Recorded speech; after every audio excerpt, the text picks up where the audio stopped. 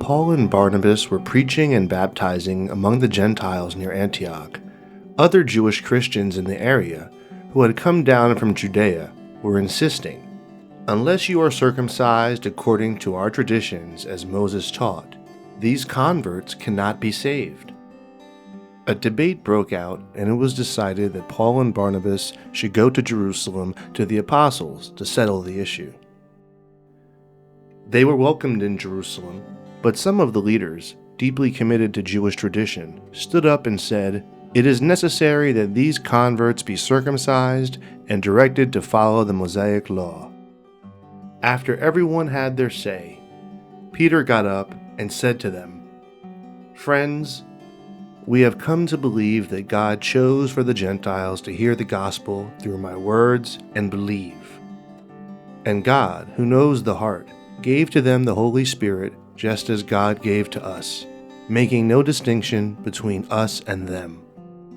Why then are you now testing God by placing a tradition on the shoulders of the Gentiles that would be far too burdensome? Rather, we believe that we are all saved through the grace of Jesus in the same way."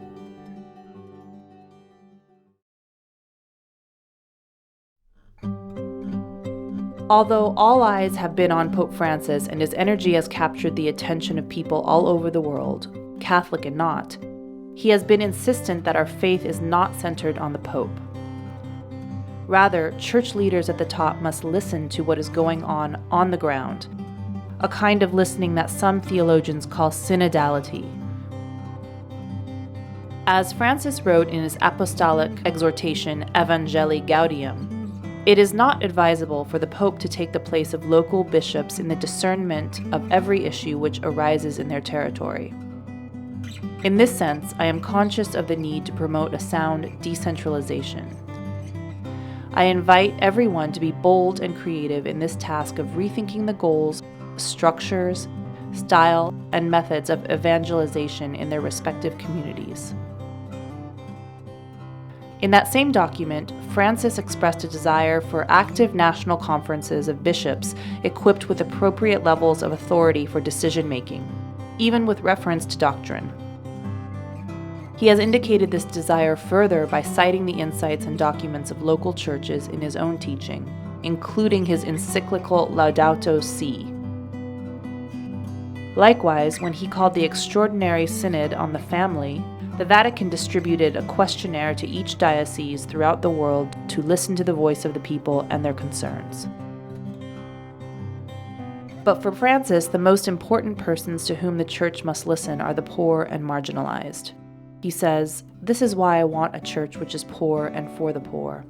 They have much to teach us. In their difficulties, they know the suffering Christ. We need to let ourselves be evangelized by them."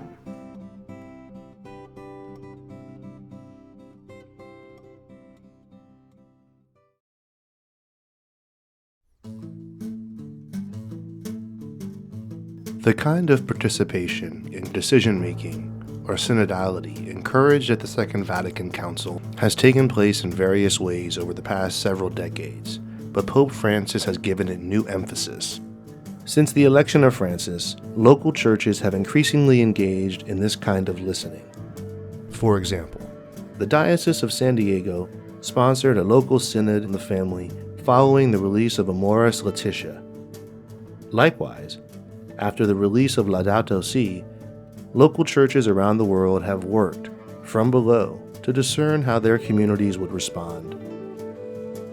Churches have embraced this culture of listening in other, less official ways as well.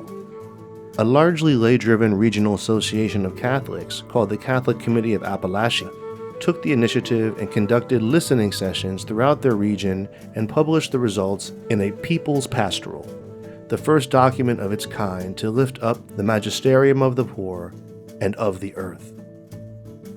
Finally, a bishop in a southern diocese learned the importance of listening when he met Janie, an African-American grandmother who told the story of the construction of a bypass in her city. By eminent domain, the government would have taken the homes of many people in the city. Janie's home would not have been affected. However, she knew that a route through her neighborhood would destroy fewer homes. She gave up her home for the sake of the community. The bishop's heart was open to the wisdom and courage of this grandmother. He came to realize that difficult decisions would still need to be made, but those affected by decisions must have a voice in the decisions made.